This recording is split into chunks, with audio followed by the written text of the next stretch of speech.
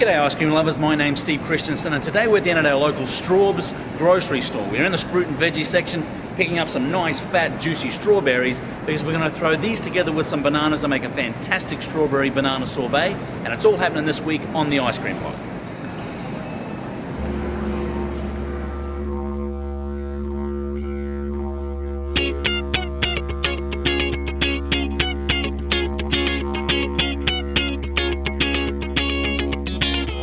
G'day ice cream lovers. Well folks, welcome back. We've got a brand new and refreshed ice cream headquarters here to match our brand new and refreshed website. We've had a lot of very positive feedback. People telling us that they love the new site, so if you haven't seen it, pop into theicecreambloke.com. Now this week, we're still in the midst of summer and it's hot and sweltery outside, and so we're going to do something very refreshing. We're going to put together a sorbet. Now the French really brought sorbet to the rest of the world and when they used it as a palate cleanser between meals or between courses. And we've really accepted a sorbet as really a great frozen dessert. Now it's a little bit different than Italian ice. Italian ice tends to be a little bit more coarse and icy. A sorbet has a nice smooth consistency, and we're going to put two of the best fruits together. We're going to put a strawberry and banana sorbet together today. Now strawberry and bananas, well, they go together like the great couples of history. Adam and Eve, Samson and Delilah, Pumbaa and Timon. So we're going to put these two together and make a fantastic strawberry banana sorbet today. Okay folks, sorbets are actually really easy to put together. You'll notice on the previous recipes we've had on the Ice Cream Bloke, there's been a lot of creams and we've simmered them and so forth. Sorbet is basically a fruit, sugar and water mixture. So we're going to take the foundation for our flavor today, which is strawberries, and we need 2.5 cups of strawberries, fresh strawberries. Make sure you've washed them, and we're just going to peel the rest of these little fellas here, pop them in the bowl. Now amazingly, strawberries are the only fruit to have the seeds on the outside. So you can bedazzle your friends with that little tidbit of strawberry information, as well as on average there's about 200 seeds per strawberry. Absolutely amazing. So we're going to take the rest of those, pop them in there, and we've got 2.5 cups. Strawberries have a very large water content. They're about 80 to 90% water. So what we're going to do is we're going to macerate these strawberries, so we're going to draw that moisture out so they freeze a little bit more efficiently in our machine. And we're going to do that by adding 1.5 cups of finely ground sugar. Now as we add them and fold that sugar through the strawberries, you'll find that again that sugar will draw out the moisture in the strawberries. Now this really should sit for a minimum of about an hour, but I prefer overnight. So what we've done is we've actually prepared some overnight that we put in our fridge here. So we're going to pop this in and take out the one that we've been working on overnight. Now you'll see that this has actually come into quite a nice paste. The strawberries have almost pureed themselves, and from here we're going to add a few more ingredients, but you will need that liquid process, or the liquefaction of the strawberries and the sugar, in order to make this product freeze really well. Okay, so once we have our strawberry and our sugar mixture in here, we're going to add a few little things to keep us going. Now we're going to need 1 cup of banana chunks, and so that pretty well for a large banana is around about 2 of them. Now let me tell you a little bit about bananas, because I'm full of fun facts about all different types of fruit. Bananas come from the word banan, meaning finger.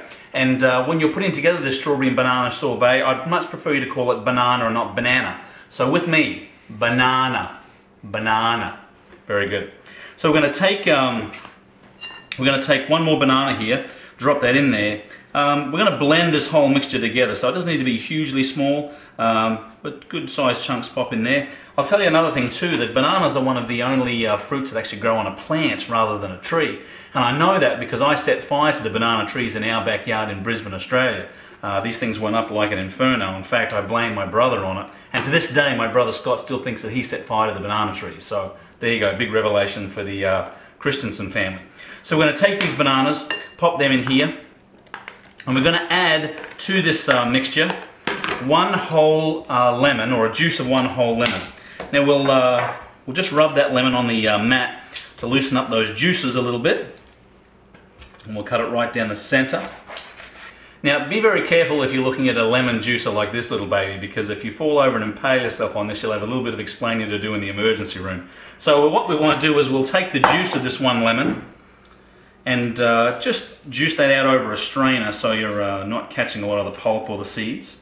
And we're going to put that into our mix. Now this will do a number of things. One, it won't make the banana go an off color over time, but it'll also just take the sweet edge off this mix and give it a nice robust, sweet but not too sweet flavor. So we'll take the juice out of those two there and pop that in our bowl. Now our last ingredient actually is pretty important when it comes to the consistency of our end product, because we've got 4 tablespoons here of a sweetened corn syrup, or a corn syrup.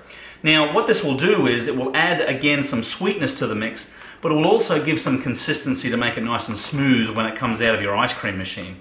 If you didn't put this into your mix, you may find that it'll be very icy. So we're going to pop that in there, which will help us with our consistency with the end product.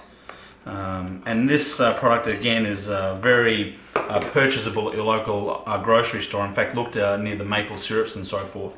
So we're going to just give that a bit of a stir around, and we're going to pop that in a blender.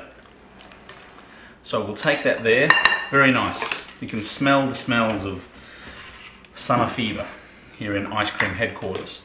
So we'll take that bowl and just feed that into our blender without spilling it all over the place. Look at that. You could probably just drink that the way that it is.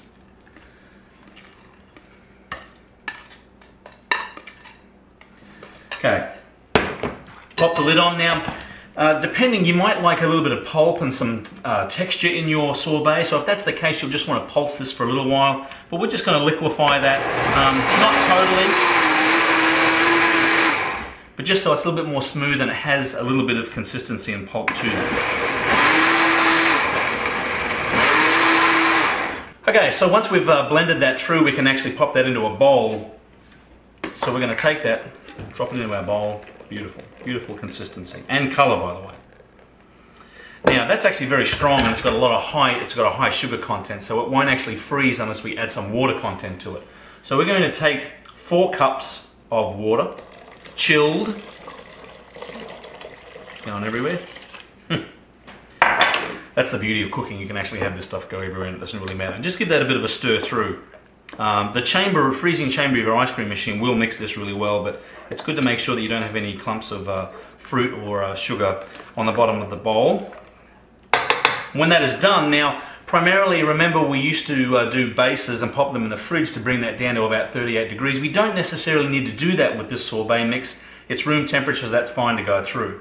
So we're going to open up the lid of our ice cream machine over here. Pop that in. This is the exciting part. Oh yeah.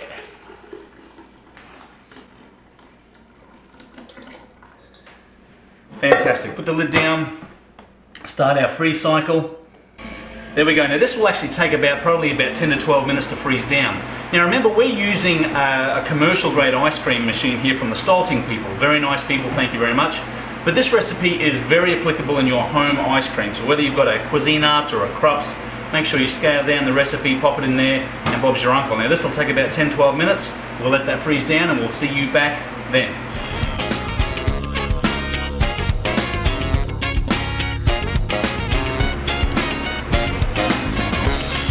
Okay folks, well welcome back. It's been about 10-12 minutes or so. We've just got our nice cool receptacle that we've pulled out of the freezer. Now remember, you'll want to actually chill these down before you extract ice cream or our sorbet into that. So we're going to pop up here, hit our extract button here,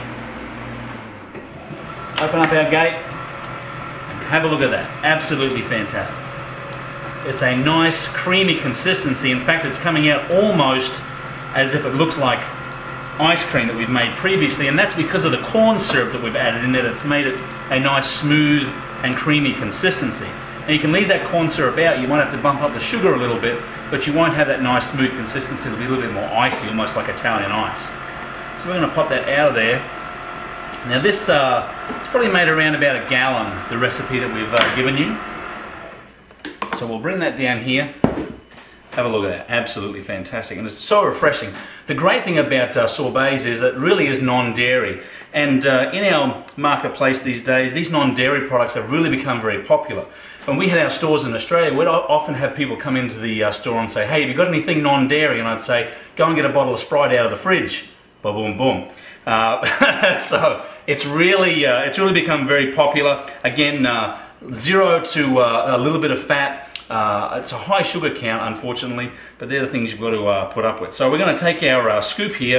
We've got a nice goblet. Drop that in the top. Look at that. Okay folks, there you have it. Absolutely fantastic. We'll put a nice fanned strawberry on the top there. And it's a very simple and refreshing dessert to make. A banana strawberry sorbet. Pop a spoon in there and the presentation is absolutely complete. Now, we'll have a taste of that. Why don't we have a taste of that while we're here? Because, fantastic. It's sweet, and you can change the level of banana and strawberry that you like. Remember that the deeper the strawberry and the darker the banana, the more flavor you're going to get out of them. So keep that in mind when you're putting that together. Now, if you have any recipes out there or you'd like to see us throw together some specific recipes, please drop us a line. We're at steve@theicecreambloke.com. It's always a pleasure. This recipe, as well as all of the other recipes that we have done here at Ice Cream Headquarters, are on this website. Don't forget to keep on scooping. We'll see you next week.